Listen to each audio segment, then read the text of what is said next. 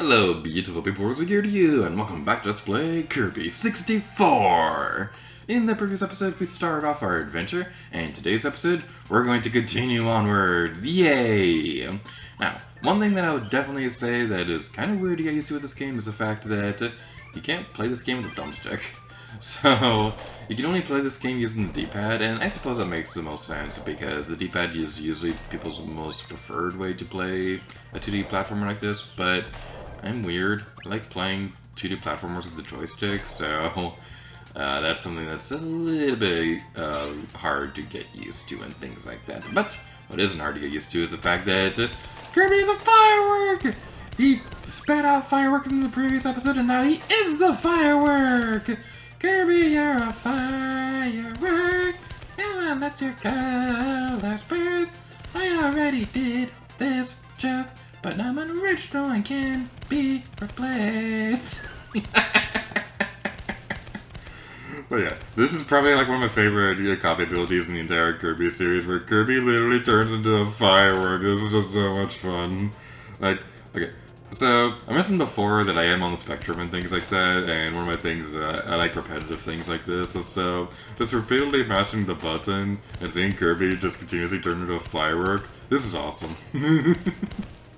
Also, what's awesome is this room over here. I really like this area. I just love this entire game in general, because, like, I really love the style that they're going with, where it's still a 2D platformer, like most Kirby games are, but it feels more 3D, and I really wish this is the style that they stayed with in future games. Triple Deluxe and Planet Robobot did a great job trying to replicate this, but it wasn't quite the same, where it definitely still was a 2D platformer, but then they went back with the Star Allies, where that felt more close to like Return to Dreamland, things like that. And that was always fun and all. I liked Star Allies and all, but it still didn't quite feel like what I was hoping they would go with this style instead, or something like that. But the new Kirby game, Kirby the Forgotten Land, that looks awesome. It's gonna be a 3D Kirby game, and I've been wanting that forever, so it's gonna be awesome. But anywho, as we continue on over this way.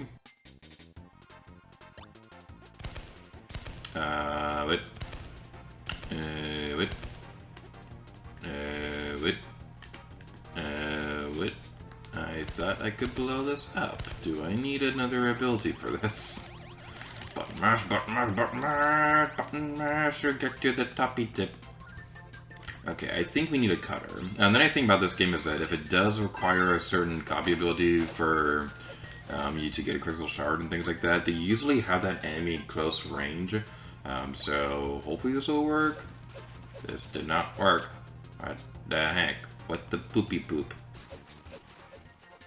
Take 5003.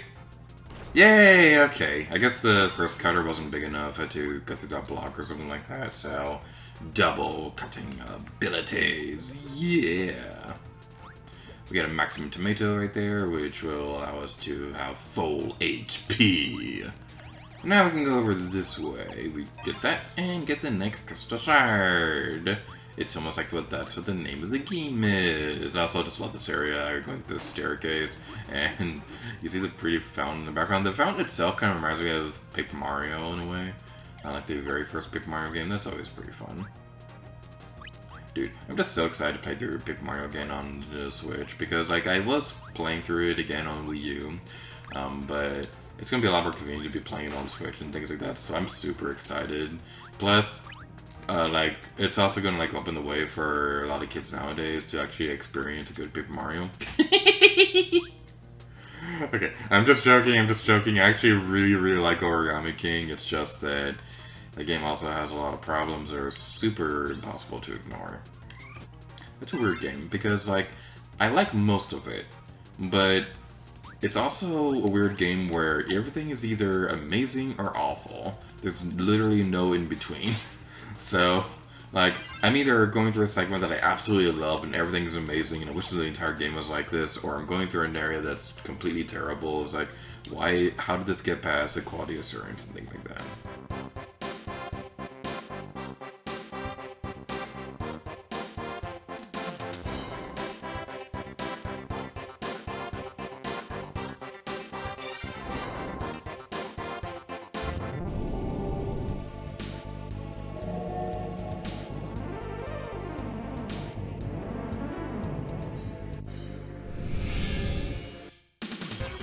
now we're fighting King D. Now he's dead. Except he's not. Ooh. Okay. So, something really stupid that I always think of. Okay, we could have defeated him right there, but I actually should be demonstrating some of his attacks so you can know how to avoid them. So, whenever an enemy has like a second life like this, I always think of something from like the Tomb Raider Legend. Oh, that's gross. I always think of something from the Tomb Raider Legend walkthrough, because there's a segment in the walkthrough where it like goes into the history of the Tomb Raider series, and I'll talk about this more in a moment.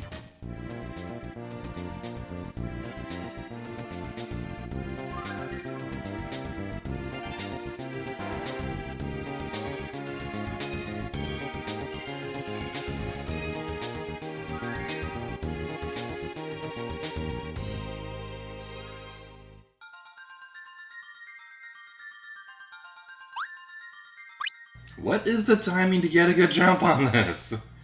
Also, the thing I was kind of hinting at in the previous episode with the rice balls, that's the thing that Waddle Dee is eating. He's not eating a jelly donut.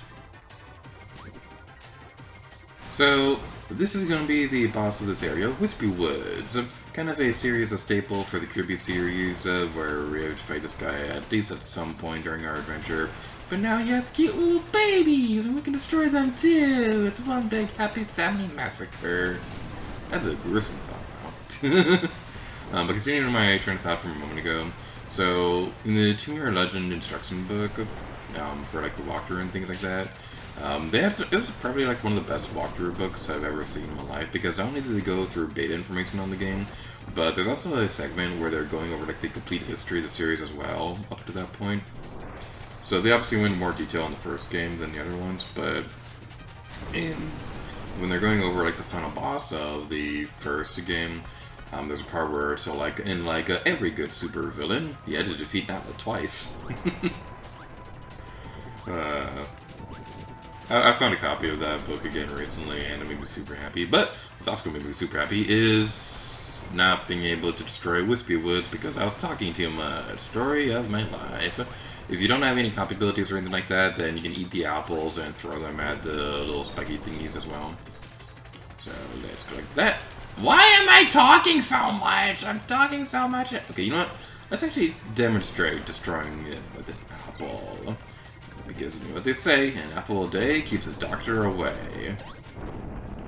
That's why I never went into the field of medicine, because I like apples. Apple the fruit, not apple the product. I kind of don't like my phone.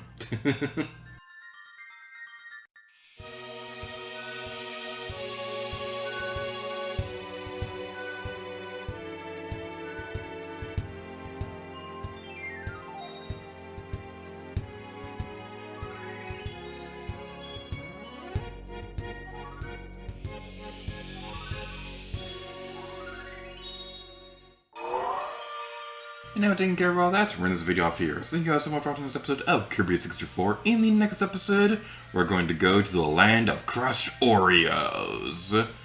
That's what I always think when I look at this world. But no, we're going to Rockstar. So thank you guys so much for watching this video, and next time, I'm going to give it to you. Oh yeah, my voice is deep and sexy. Oh yeah.